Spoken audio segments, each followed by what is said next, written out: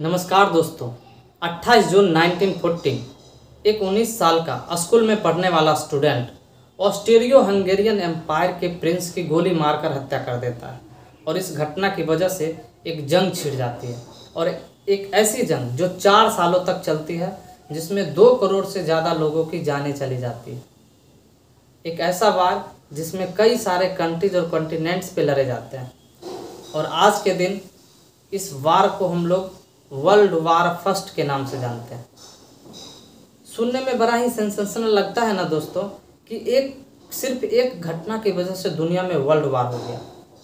अगर आज हमारे पास टाइम मशीन होता और उस समय हम लोग जाकर इस वार को रोक पाते तो शायद दुनिया में वर्ल्ड वार नहीं होता।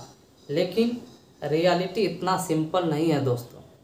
एक सिंपल भाषा में समझाते हैं कि मान लीजिए, इमेजिन करिए कि एक बड़ा सा डायनामाइट का पहाड़ है। उस डायनामाइट के पहाड़ को मैं एक माचिस के चिंगारी से ब्लास्ट कर देता हूँ और जो धमाका होता है वो सिर्फ एक माचिस के चिंगारी के वजह से नहीं होता है दोस्तों।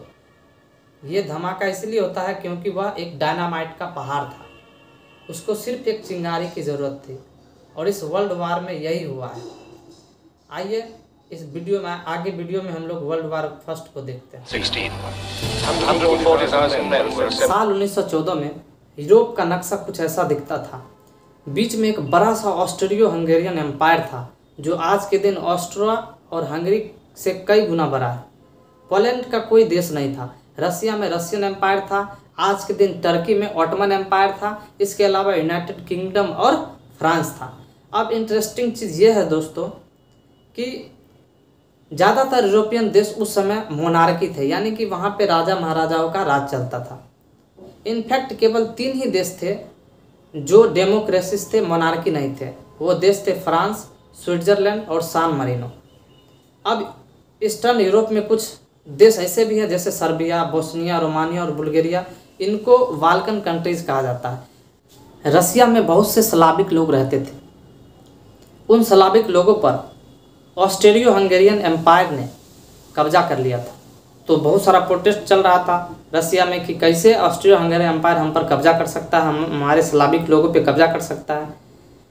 सीक्रेट एग्रीमेंट के बावजूद भी रसियन जो फॉरेन मिनिस्ट्री थे वो सर्बिया को सपोर्ट करने लगे। अब साल था 1909। ऑस्ट्रियो हंगेरियन एम्पायर ने जर्मनी की तरफ देखता है और सोचता है कि क्यों ना जर्मनी पर कब्जा किया जाए, और कहता है कि अगर मैं जर्मनी पर कब्जा करता हूँ तो रसिया बीच में टांग अड़ाने आएगा, तो क्या आप लोग हमारी मदद करेंगे? तो जर्मनी उभर के आता है और कहता है कि हाँ ज़रूर मदद करेंगे, हम लोग की पुरानी दोस्ती यारी है, क्यों नहीं मदद करेंगे। दूसरी तरफ रसिया जो है फ्रांस के पास जाता है और कहता है कि जब ऑस्ट्रियो हंगेरियन एम्पायर ने बोस्निया देश पर कब्जा किया था तो उसका विरोध सर्बिया ने किया था। आज सर्बिया पर ऑस्ट्रियो हंगेरियन एम्पायर कब्जा करने जा रहा है, तो क्यों ना हम लोग मिलकर उस देश के विरुद्ध फाइट करें। तो फ्रांस मना कर देता है, कहता है कि हम क्यों जाए, इसमें क्या लाभ होगा हमारा। वो बिल्कुल उसमें भाग लेने से मना कर देता है। तो रसिया भी चुपचाप बैठ जाता है और विश्व युद्ध का जो चांस बन रहा था वो कुछ समय के लिए टल जाता है, मतलब उसका भी चांस खत्म हो जाता है। लेकिन उसके बाद आता है द एसोसिएशन ऑफ फर्डिनेंड, यानी बोस्निया के जो लोग थे जिन पर कब्जा किया हुआ था ऑस्ट्रियो हंगेरियन एम्पायर, वो लोग आज़ादी चाहते थे। वो लोग चाहते थे कि किसी भी तरह हम ऑस्ट्रिया से आज़ाद हो जाए, और वे लोग चुप नहीं बैठने वाले थे। उनका सपोर्ट भी सर्बिया कर रही थी। तो एक नई रिवॉल्यूशन मूवमेंट की शुरुआत होती है और इसे कहा जाता है यंग बोस्निया।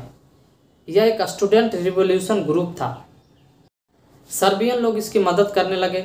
इनका पर्पस है आज़ाद देश बनाना। ये चाहते हैं कि एक अखंड स्लेविक राष्ट्र बनाया जाए, यूगोस्लाविया। क्या नाम है? यूगोस्लाविया। यूगो का मतलब होता है साउथ, मतलब south Slavic country. Spoiler alert के बाद में जाकर यह कंट्री बन भी जाती है, लेकिन आज के ज़माने में आज ये टूट जाती है।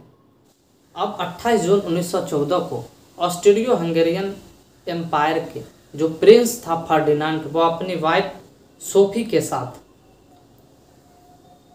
घूमने जाता है बोस्निया के एनेक्स टेरिटरी पर।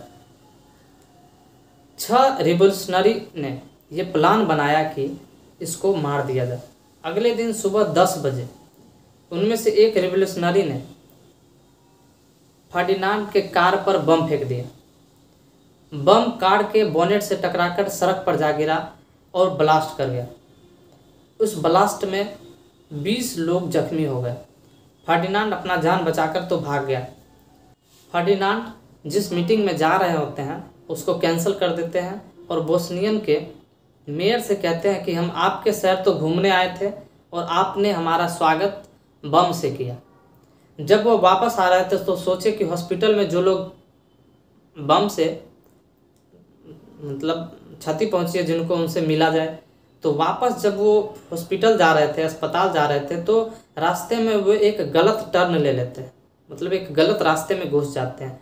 जब वह वापस सही रास्ते में आते हैं तो वह देखते हैं कि मात्र उनसे 6 फीट की दूरी पर रिवोल्यूशनरी खड़े हैं, जिसका नाम था गब्रिलो प्रिंसिप, जिसके बारे में हमने वीडियो के शुरू में चर्चा किया था। उन्होंने ऑस्ट्रियो हंगेरियन के प्रिंस फर्डिनांड और उसकी वाइफ को गोली मारकर हत्या कर देता है। फर्डिनांड तो उसी समय उसका मर्डर हो जाता है। गब्रिलो प्रिंसिप को तुरंत ही अरेस्ट कर लिया जाता है और जब उसे ले जाया जाता है जेल तो वह 20 साल से, उसका उम्र 20 साल से 2 मंथ कम होता है।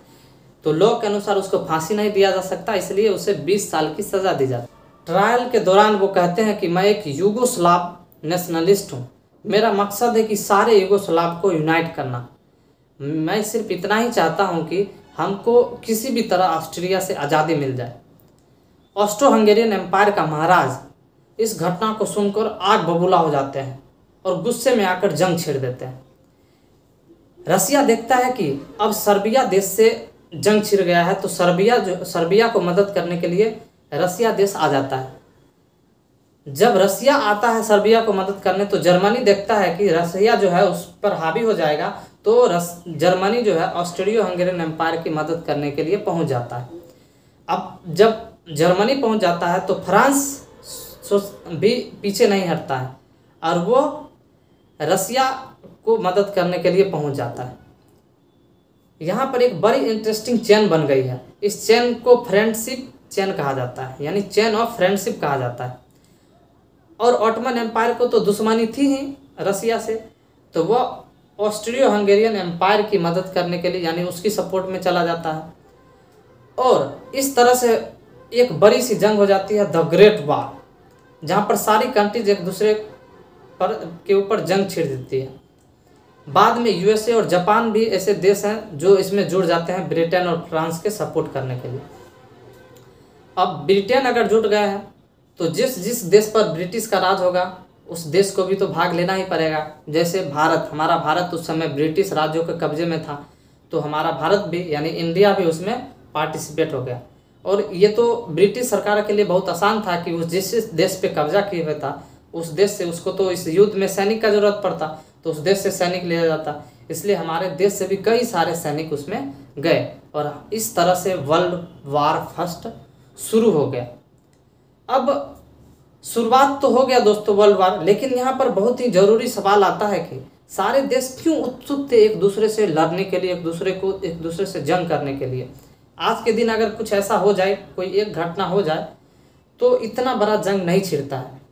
उस दिन क्या कारण था, उस समय क्या कारण था जो इतना बड़ा जंग छिड़ गया, ये सब बात हम लोग अगले वीडियो में जानेंगे। तब तक के लिए टाटा बाय बाय। अगर वीडियो इंटरेस्टिंग लगा हो दोस्तों तो हमारे चैनल को सब्सक्राइब करें।